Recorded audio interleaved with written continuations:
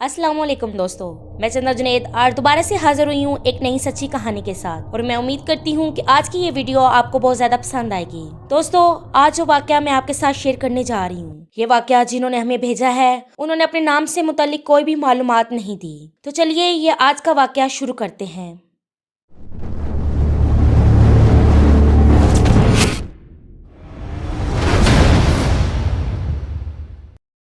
रात के तकरीबन 2:30 बज रहे थे। कमरे में हल्की हल्की सी रोशनी थी और अजीज अपनी हरकतों में मशगूल था। ऊंची ऊंची आवाज में कुछ पढ़ रहा था। अचानक उनके कमरे में उनके वाले साहब दाखिल हुए। उनके वाले साहब ने कहा, तुम इन हरकतों से बाज आ जाओ। आए दिन मोहल्ले वाले तुम्हारी कोई ना कोई शिकायत करते रहते हैं और कहते हैं कि आपका लड़का अजनबी सी आवाज में कुछ पढ़ता रहता है और हमें खौफ महसूस होता है कि हम आपके पड़ोसी हैं। न जाने तुम्हारे ज़हन से ये आलम बनने का भूत कब उतरेगा।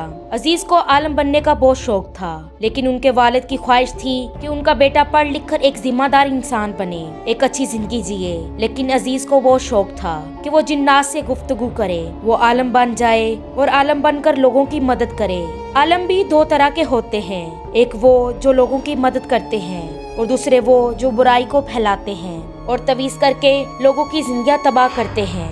और दूसरी तरफ वो होते हैं जो तबाह हुई जिंदगियों को संवारते हैं, लोगों को मुश्किलों से निकालते हैं। जिस तरह दुनिया में अच्छे लोग भी और बुरे लोग भी हैं। अजीज के वालिद काफी परेशान थे अपने बेटे को लेकर। अजीज के वालिद ने बहुत समझाया कि बेटा छोड़ दो ये सारे काम, अपनी सीधी सादी जिंदगी जियो, आसान जिंदगी जियो, नमाज पढ़ो, अल्लाह की इबादत करो, तुम छोड़ दो ये सब। अजीज ने कहा, लोगों की ये मजाल कि मेरे वालिद को मेरी शिकायत करते हैं, मैं उन सब का मुंह बंद कर दूंगा। और कहने लगा, वालिद साहब अब सिर्फ आखिरी चिल्ला बाकी है, मेरा ये आखिरी अमल है, इसके मुकम्मल होते ही कुछ जिन्नात आ जाएंगे मेरे कब्जे में, जिनके बाद मैं मुकम्मल और एक बड़ा आलिम बन जाऊंगा। आज चिल्ले की आखिरी रात थी और अजीज कब्रिस्तान के बीच में कब्रों के इर्द गिर्द आंखें बंद करके अपने इल्म में मसरूफ था। अचानक खौफनाक आवाजें आना शुरू हो गई। वो अपने पास मुसलसल चहलकदमी महसूस कर रहा था। वो आवाजें मुसलसल बढ़ती गई।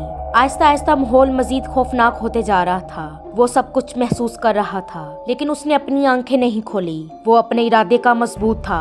उसका ज़हन आम इंसान की तरह नहीं था। उनके वालिद कहते हैं, मेरे बेटे का ज़हनी कुछ और था। वो चाहता था वो आलम बने और दूसरी दुनिया के लोगों के साथ भी जिए, यानी जिन्नात के साथ वो अपनी जिंदगी बसर करना चाहता था और कहता था, मैं जिन्नात की मदद से लोगों के मसाइल हल करूंगा। जब आवाज कुछ कम होने लगी तो आहिस्ता आहिस्ता अजीज ने अपनी आंखें खोली और एकदम से एक बहुत ही खौफनाक शक्ल उसके सामने नमूदार हुई। अजीज बहुत ही ज्यादा डर गया था, लेकिन उसने अपने खौफ पर काबू पा लिया था। उसे पता था वो क्या करने जा रहा है और जिस हाल में है उसमें उसकी जान भी जा सकती थी। उसको पता था जिन्नात की शक्लों को देखकर वो अपने दिल में एक बर्दाश्त पैदा कर चुका था। वो तमाम जिन्नात चाहते थे कि ये अपना इल्म खत्म करके उठ जाए, लेकिन अजीज डरने वाला नहीं था। उसने पुख्ता ऐद किया हुआ था, वो बस यही करेगा और एक आलम बनेगा। आखिरकार जीत तो अजीज की हो गई। अचानक एक मंजर अजीज ने देखा, जिसको देखकर वो बहुत ही ज्यादा खुश हुआ। एक मखलूक उसके सामने हाथ बांधकर खड़ी हुई थी। अजीज ने उस जिन को अपने काबू में कर लिया। अजीज सिर्फ लोगों की मदद करना चाहता था, लेकिन उसे नहीं पता था कि इसका इंजाम क्या हो सकता है। अजीज को तो कोई नुकसान नहीं हुआ, लेकिन अजीज के घर वालों को इसका इंजाम भुगतना पड़ा।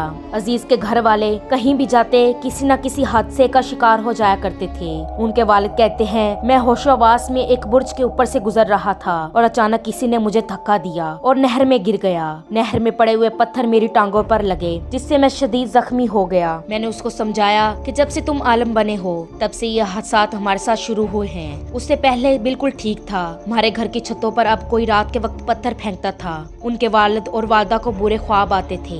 अजीज से कोई भी शख्स मिलता था तो उसके साथ कुछ न कुछ बुरा हो जाया करता था। लेकिन अब लोग अजीज के पास दूर दूर से आना शुरू हो गए। अब वो बहुत मशहूर हो चुका था। अजीज एक आलम बन चुका था, एक बड़ा आलम जो पैसा भी कमाने लग गया था। एक रात अजीज के घर में आग लग गई। इस आग ने सब कुछ तबाह बर्बाद कर दिया। एक अजीज का दोस्त भी इस आग में जलने वाला था। अजीज के साथ खुद एक बड़ा वाकया पेश आया। किसी ने उसका गला दबाया और उसका दम घुटने लग गया और उसकी ऐसी हालत हो गई कि जैसे वो बेहोश हो गया है। जब उसे हॉस्पिटल लेकर गए तो डॉक्टर ने कहा कि वो कोमा में चला गया है। तमाम घर वाले मुसीबत देख देख कर बहुत परेशान थे। 2.5 महीने के बाद अजीज कोमा से वापस आया तो उसको सारे ये वाकयात हमने बताए कि हमारे साथ क्या क्या मुश्किलात पेश आई हैं। इसके बाद उसको आलम के पास लेकर गए। अजीज ने उसे पूरा वाकया बताया। उस आलम ने कोई वजीफा किया जिसके बाद वो जिन हाजिर हो गया जिसने अजीज को नुकसान पहुंचाया था और उनके घर वालों को तबाह किया था। उस जिन ने बताया कि मेरा एक भाई है जिसे तुम लोगों ने कैद किया था